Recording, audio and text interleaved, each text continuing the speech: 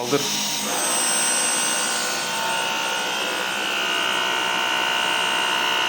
Acayip bir başlıktan ses çıkıyor.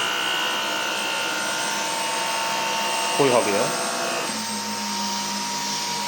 Halıya koyduğunda da bir uğultu şeklinde çalışıyor.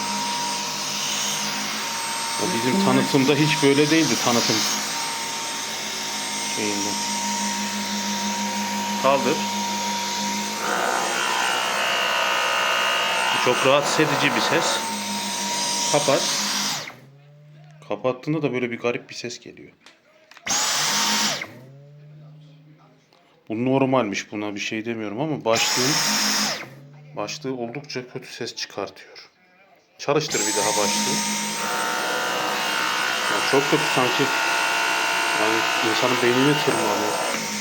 Tanıtım şeyinde hiç böyle bir şey yok. Yaklaştı da sesi aldı.